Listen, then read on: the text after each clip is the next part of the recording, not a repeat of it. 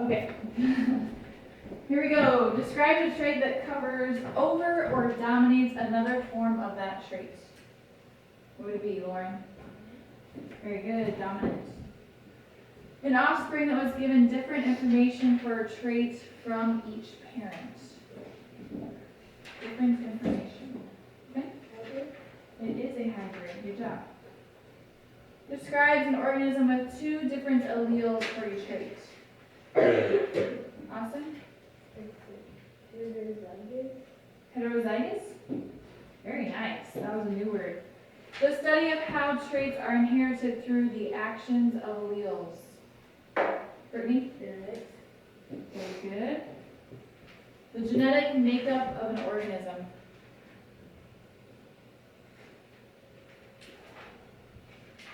Ryan, do you know that one?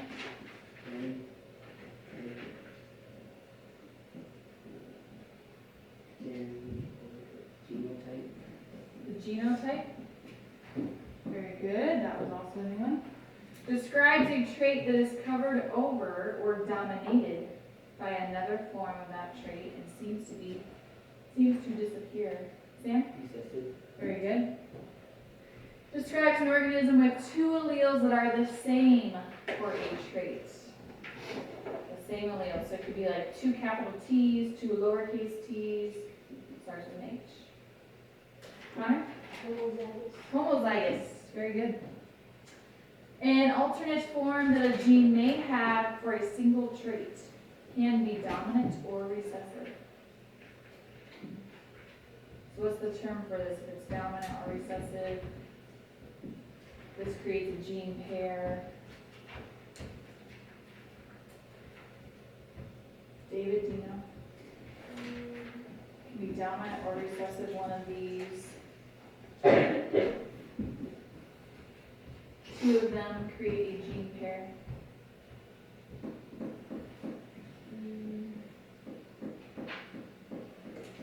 They're all over our Punnett squares when we write them.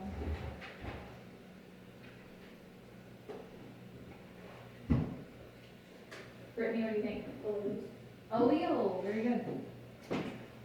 Outward physical appearance and behavior of an organism as a result of its genotype. So it's something you can actually see with your eyes. Like a red flower, red would be its phenotype. Oops, I just said it. Lauren? Phenotype. The passing of traits from parent to offspring. Sarah? Starts with an H. It's the name of the chapter. There you go. Heredity.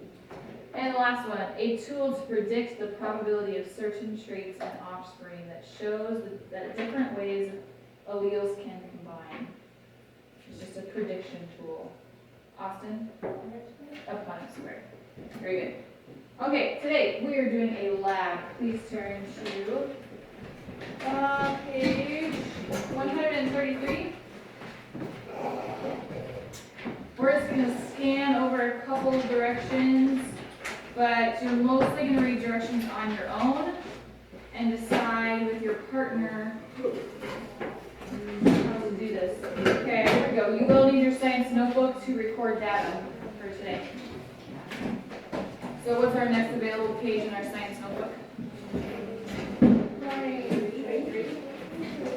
23. Does everybody agree? 23.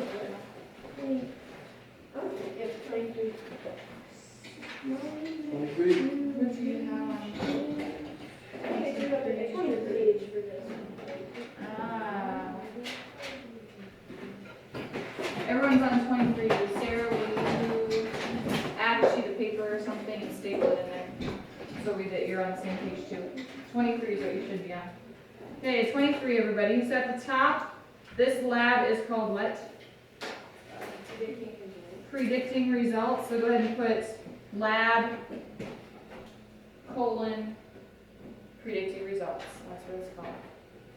And put page 133 so that we know where we could find this lab at. Sarah, do you need a piece of loose leaf paper? Yeah. Thanks, Quinn.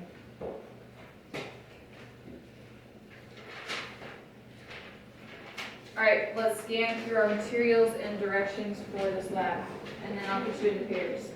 Here we go, it says, could you predict how many brown rabbits would result from crossing 2 heterozygous black rabbits? Try this investigation to find out.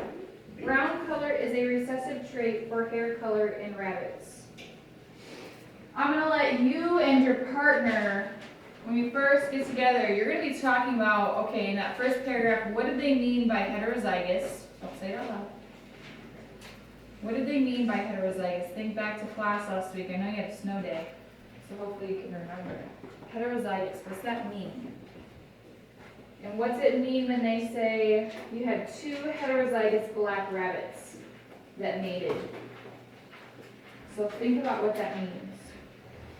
And I'll be listening to your conversation. I want you to come up with that. So think like a scientist. Okay? All right. It says real world question. How does chance affect combination of genes? All right, here we go. So the chance part is going to be when you do the lab, you're going to have brown bags, kind of like back in elementary when your teacher might have pulled out marbles or something and said, what's the probability I'm going to pull out a purple marble or something like that. So it's going to be very much like this, but you're going to be working with genes, brown and black, okay? All right, it's for materials. You're going to have 2 paper bags. It says red beans and white beans. I have actually black and brown to match the fur color because that's the fur color we were talking about. There's only black and brown. So I have black and brown beads. Okay, it says, number 1, we'll just go through the first direction.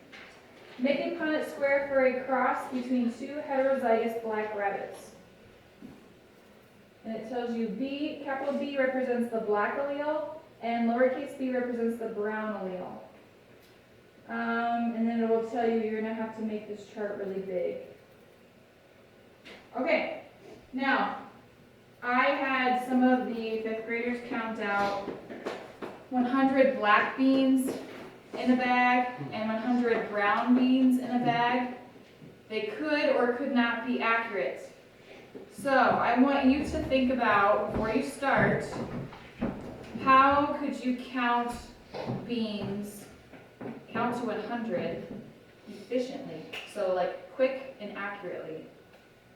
I'll give you a hint. You're not just going to count by 1, 2, 3, 4, 5, 6, 7, 8, and then go all the way up to 100. Because you could mess up if you count in one big long, all the way up to 100. So, yeah, keep your ideas to yourself because you and your partner are going to decide what's a quick and efficient way to count to 100 without just going from 1 all the way to 100. Because you could mess up.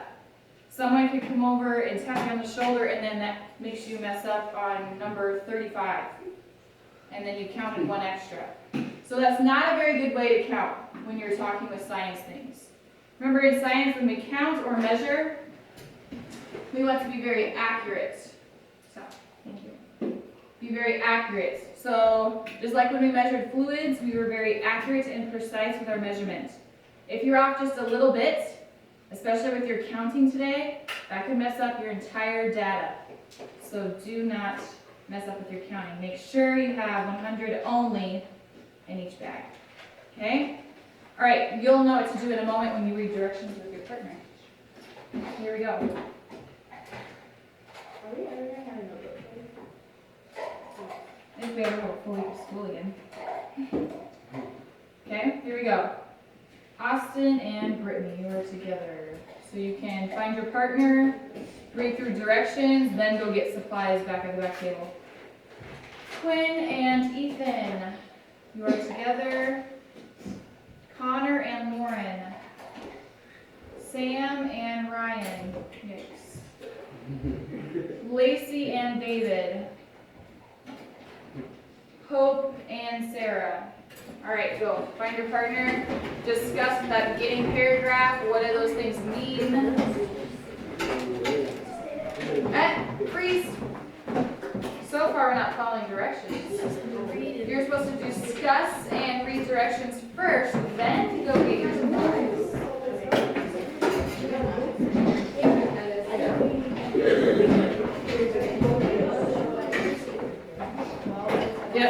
one spices to that. These are like our lab tables, so you need to find a set of lab tables. It's not yours. You don't need to write it down, just discuss, but then you'll need to write it down more.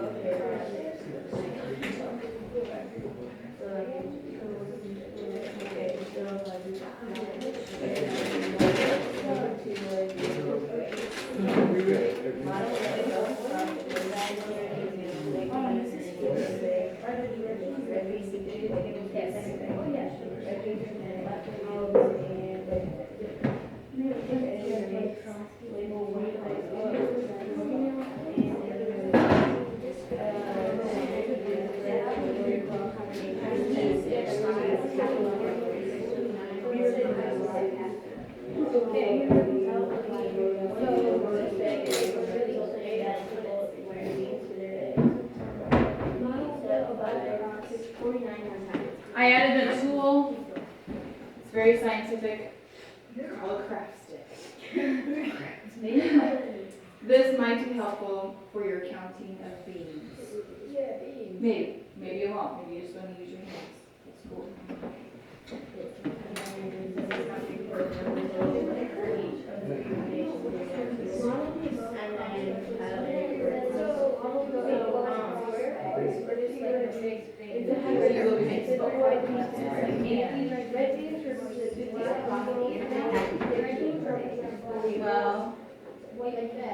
Well, you're only going to do one Punnett square, but then you're actually going to test the Punnett square in all of these. You're going to need to have 50 times 50 times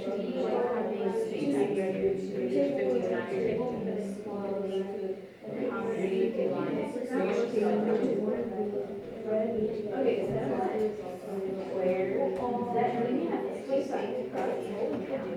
no, just like 50 down. So 50 is 50 lines. Because you're going to do this 50 times, and you need to record results each time. 50 lines. Yes. This would be at the very, very bottom. Oh, very bottom. Yeah.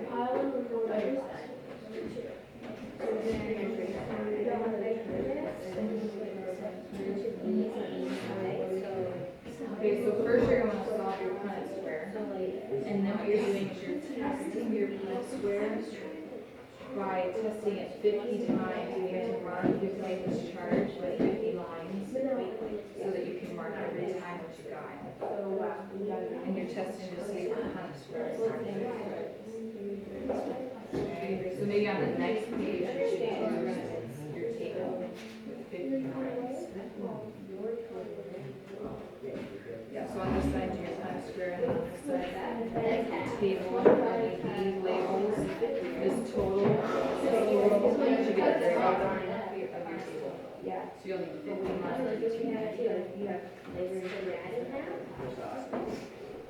Just so we're clear. So that we're clear on directions, because some of you had some questions and I'm glad you asked. On page 23 of your notebook, I would do your Punnett square. And you should be able to set that up exactly how they told you. They told you who the parents were. 2 heterozygous parents. So you're going to have to know what that is. So you and your partner are going to have to talk. What's that mean? Then on the next page, page 24, you're going to be making that chart, that table. And this is where you're going to record your results of your 50 trials. So you need to have the chart look exactly like the one in the book, except they didn't obviously write 50 blanks out. You're going to have 50 blanks. So at the top, I have rabbits.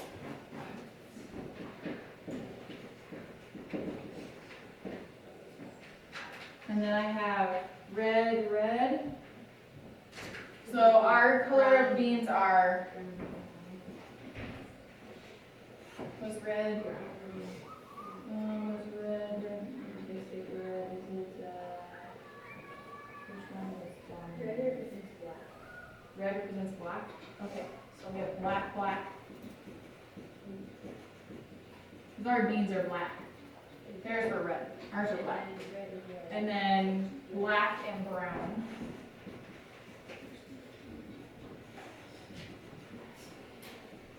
And then brown, brown. Okay, so do not write the colors they have in the book.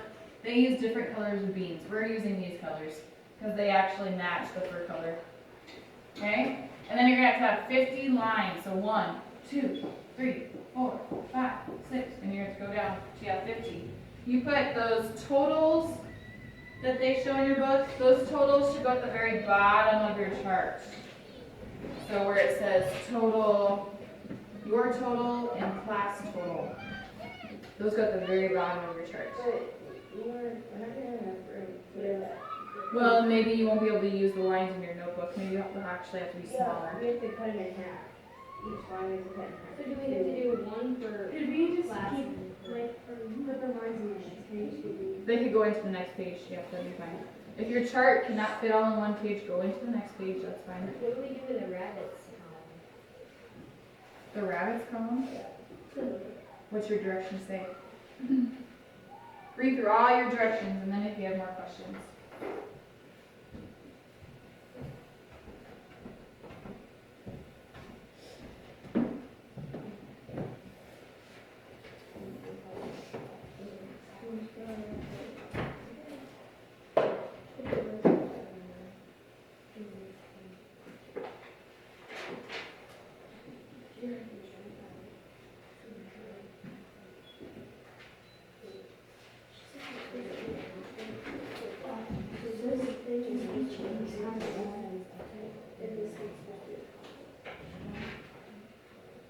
Those are your direct cost items. When you pull them out of that, you could get 2 lines. You could get 2